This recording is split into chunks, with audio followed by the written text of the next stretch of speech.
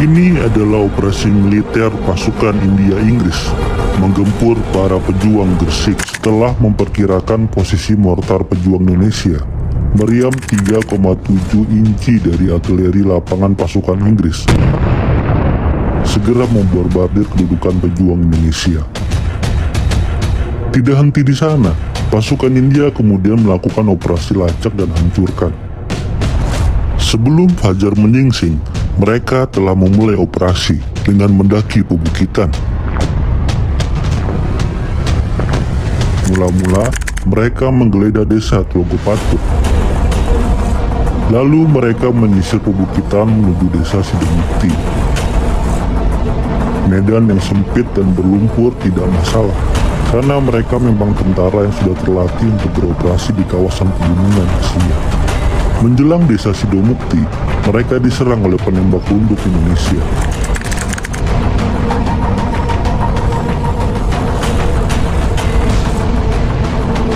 Setelah situasi dianggap aman, mereka melanjutkan perjalanan dengan hati-hati.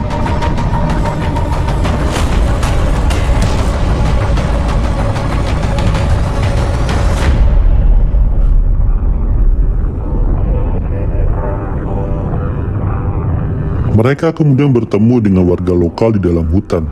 Interogasi pun dilakukan untuk melacak lokasi persembunyian penembak runduk Indonesia tersebut. Mereka lekas bergerak menuju lokasi yang dimaksud dan mengintai dari kejauhan.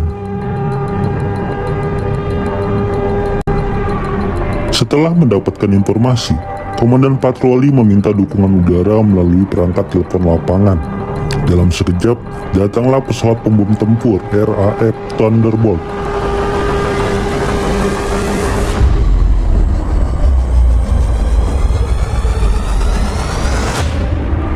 Kru senapan mesin medium Vickers bersiaga, mewaspadai serangan dari para pejuang yang melarikan diri ke atas pebukitan akibat serangan pesawat Inggris.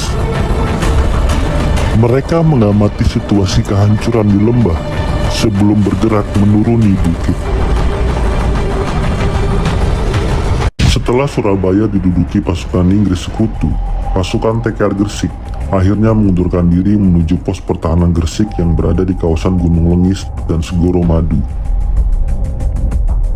Komplek Gunung Lengis merupakan garis pertahanan paling depan yang membentang dari pantai Karangkering sampai desa Sumber. Namun pasukan Sekutu terus mengejar.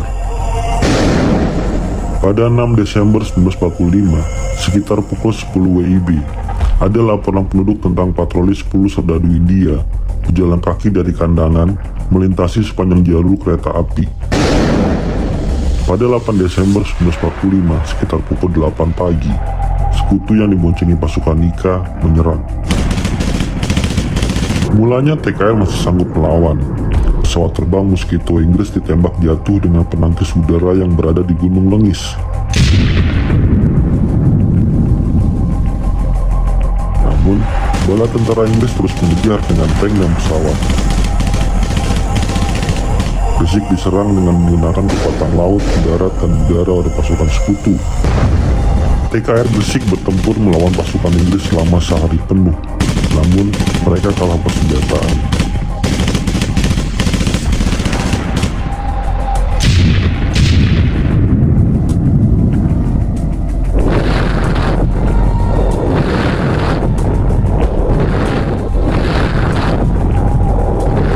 Pertahanan menuju Gresik kota pun jebol.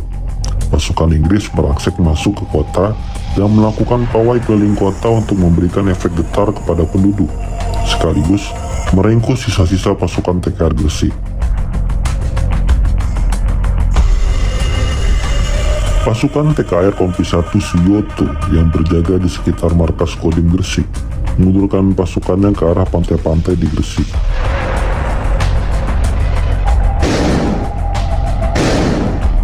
Sedangkan beberapa prajurit dari Kompi 3 Darmo Sugondo tertangkap dan dibunuh.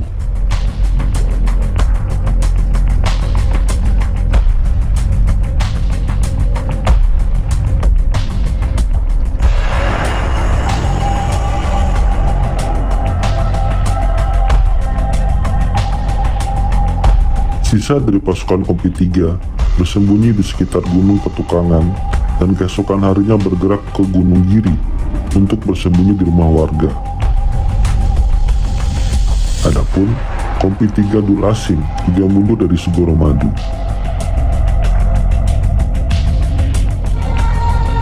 Setelah Gresik diduduki Inggris, TKR Gresik diperkuat oleh Laskar Rakyat, yaitu Hizbullah, Sabibillah, Pesindo, GPI, dan BRI.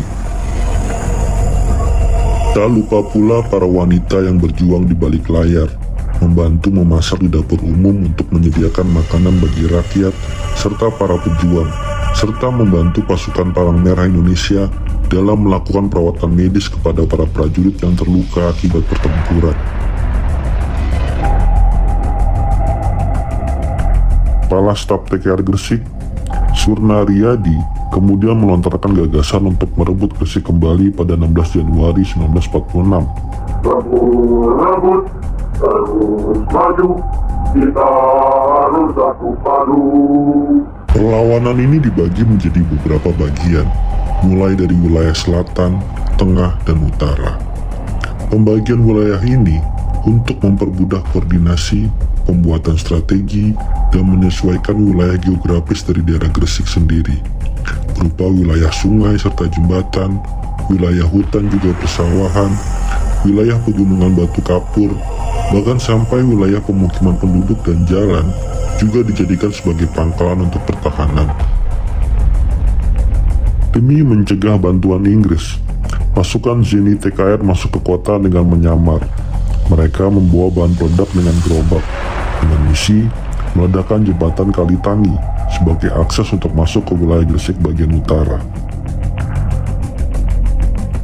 Pasukan dari masing-masing kompi yang diperkuat Laskar Rakyat mulai bergerak dengan alur jalan yang berbeda dan bertemu di lokasi yang telah ditentukan.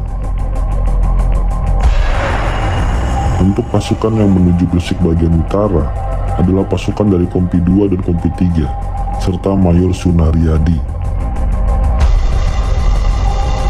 Sedangkan Kompi 1 Suyoto ditugaskan mengamankan wilayah sekitar Baluk Panggang.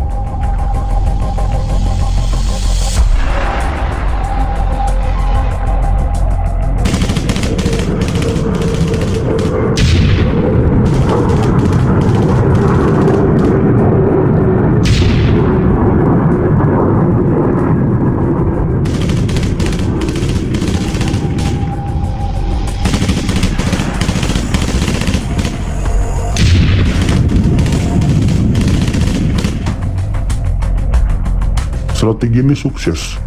TKR Gresik bersama Laskar Rakyat berhasil merebut kembali Gresik dengan memanfaatkan jembatan Kalitangi yang telah diledakkan dan pegunungan sebagai basis pertahanan.